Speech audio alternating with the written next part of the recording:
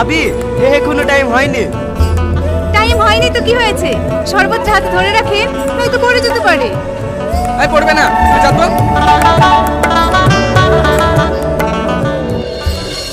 কি ব্যাপার, সবকির সাথে এত ভালো ব্যবহার করছে, কোনো জ্ঞান তো নাই তো?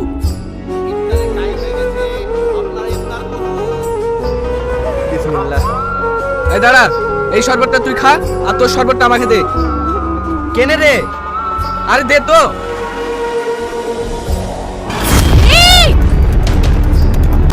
কি ব্যাপার রে, সকাল সকাল আমাদের বাড়িতে? আজ কাজে যাসনি? কাজেই যাচ্ছি। তোর ভাবি লাড়ু করেছে তো, তাই তোর লেগে এসছি। ভাবি এসব খাবার খেতেও পারে।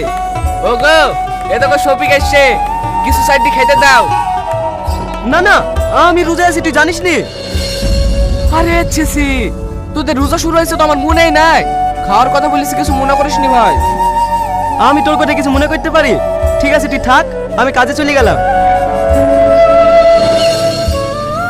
হে দেখো গো, শফিক লাড়ু লেসে খাও। দেখি নাড়ু। কি গো, লাড়ুগুলো ফেলে দিলি কেন? ওই মুসলিমদের হাতে নাড়ু আমি খাবো না। তাই বলে তুমি ফেলে দিবা? ওদের বাড়ি থেকে ছোটবেলা থেকে খাই আমি মানুষ, তুমি না খেলে না আমি খাবো।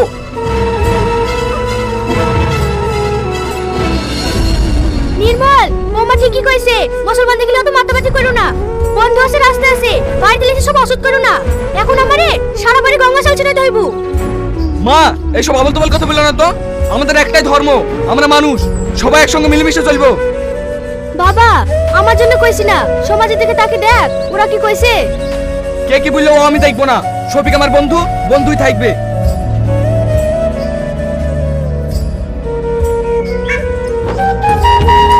শফিক, বাড়িতে আছি?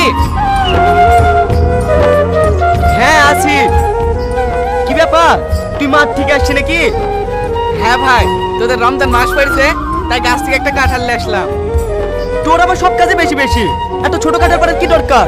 বড় হলে দিতে পারতি। বেশি কথা বলিস নি তো। এই এসরটা খেয়ে দেখবি, হেভি টেস্ট। ঠিক আছে লে, খাবো। ইফতারের টাইম হয়ে গেছে, হাত মুখ ধুয়ে আয়, একসাথে খাবো। না রে শফিক, অন্যদিন এসে খাবো। বাড়িতে গরু ছাগল আছে, তুলতে হবে। জানি তোকে গরু ছাগল তুলতে হবে। ও গো, লাচ্চাটা রান্না হয়ে গেছে, নির্মলকে খেতে দাও তো। এই, এইদিকে শোনো। কি হলো বলো? আমি 5 কেজি লাচ্ছা রান্না করেছি নাকি, তাই ওকে খেতে দিতে বলছো? ঠিক আছে লে, আমাকে দুটি লাচ্চা দিতি, আমার ভাগটা তুই ওকে দে। ঠিক আছে তাই দিচ্ছি, ওকে বসতে বলো।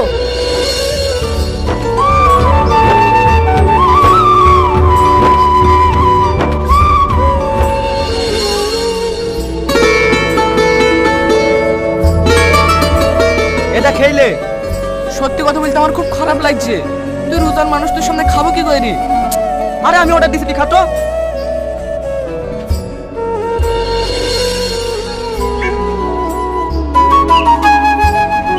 কিরে শফিক, তুই হিন্দু হয়ে গেলি না নির্মল মুসলিম হয়ে গেল? এ কোথায় কেন বলছেন মোড়ল সাহেব? বলবো না তোদের যা চলন বলন, তুই যাচ্ছিস হিন্দু বাড়িতে খেতে, নির্মল আছে তোদের বাড়িতে খেতে, তোদের ব্যাপারটা কি বলতো? মোড়ল সাহেব, ব্যাপার কিছুই না, ও আমার বন্ধু, ও কি আমার বাড়িতে আসতে পারবে না? না যাবে না, আমাদের এই সমাজে একটা নিয়ম আছে, অন্য ধর্মের লোকের সঙ্গে বেশি পীড়িত করা যাবে না। ও কাক করে তাড়াতাড়ি বের যেতে বল। ঠিক আছে মরম সাহেব, শফিককে কিছু বলেন না, আমি বাড়ি থেকে চলে যাচ্ছি। এই কোথায় যাচ্ছি? আগে খাওয়া দাওয়া করি যা। এই শফিক, তুই বেশি বারবার করিস নি, নাহলে না গ্রাম থেকে ঘাট ধাক্কা দিয়ে বের করে দেবো। না না মরম সাহেব, ওকে বের করবেন না, আমি এক্ষুনি চলে যাচ্ছি। এই চল।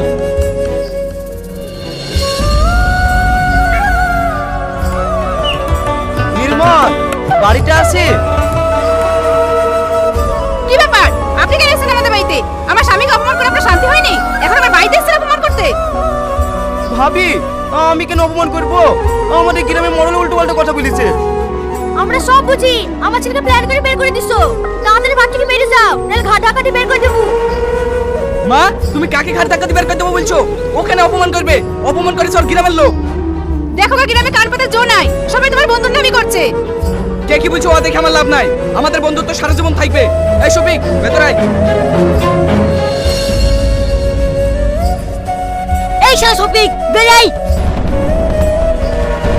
কি ব্যাপার, আপনারা? তোমার স্বামীকে সাবধান করেছিলাম ওই নির্মল সঙ্গে মিশতে, আর ওকে কাল নির্মল বাড়ি গ্রেপ্তার করে এসছে। না না মোড়ল সাহেব, ও কাল গ্রেপ্তার করতে যায়নি তো। খবরদার মিথ্যে কথা বলবো না ভাবি। কাল নির্মল মা নিজে আমাকে বলেছে আমাদের গ্রেপ্তার করতে এসেছিল। ডাক তোর স্বামীকে, ওকে গ্রাম থেকে ঠাস ঠাস বের করে দেবো। মোড়ল সাহেব ও তো বাড়িতে নাই, একটু মাঠ পানে গেছে। মাঠে তো সারা রাত থাকবে না, আসুক তারপর দেখছি। এই চ। শোনো ভাই, এইবার যদি নির্মল আসে ওকে তুমি ঠেকে মেরে ফেলবো। ঠিক আছে মারিস, চ।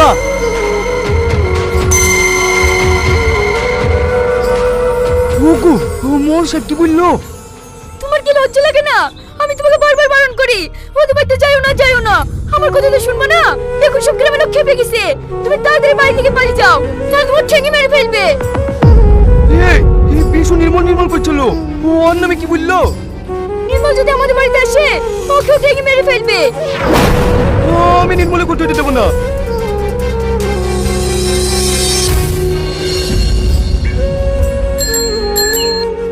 হে নির্মল, দাঁড়া দাঁড়া, তুই কোথায় যাচ্ছিস? আমি তোদের বাড়িতে যাচ্ছি না, নতুন গাছে কটা বেগুন হয়েছে তো তাই দিতে। তুই আমাদের বাড়ি যাসনি ভাই, তুই আমাদের বাড়ি গেলেই তোকে মারবে। আমি আবার কি অন্যায় করলো তাই আমাকে মারবে? শুধু তোকে না রে, আমাকে শুধু মারবে। আমাকে পাগলের মতো ওরা খুঁজে বেড়াচ্ছে। তোর কোনো ভয় নাই, তুই আমাদের বাড়িতে চ, কে কি করে দেখছি।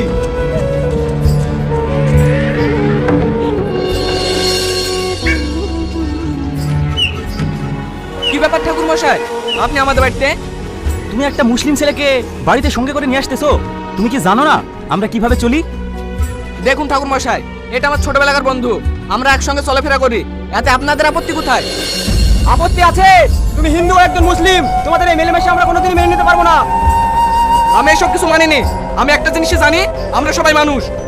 তুমি বেশি কথা বলো না তো, এই সমাজে থাকতে গেলে আমাদের কথা মেনে চলতে হবে। হ্যাঁ হ্যাঁ মেনে চলতে হবে, হ্যাঁ মেনে চলতে হবে। ওই নির্মল, ওকে এক্ষুনি বাড়ি থেকে বের করে দে, নাহলে তোকে সমাজ থেকে বের করে দেবো।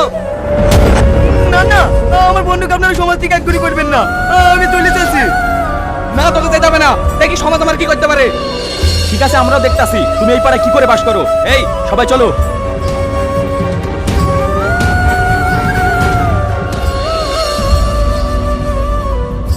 এই এখানে বসে কি করছি? ইফতারের টাইম হয়ে গেছে, যা সবকের জন্য খাবারের ব্যবস্থা কর। তোমাকে এখনো বলছি তোমার এই মুসলিম বন্ধুর জন্য সমাজ ত্যাগ করো না, পরে কিন্তু তুমি অনেক বিপদে পড়বে। বন্ধুর জন্য মরতেও রাজি আছি, তুই বেশি কথা বলিসনি, তোকে যা বলেছি তাই কর। আমিও দেখছি তোদের এই বন্ধুত্ব কিভাবে টেকে।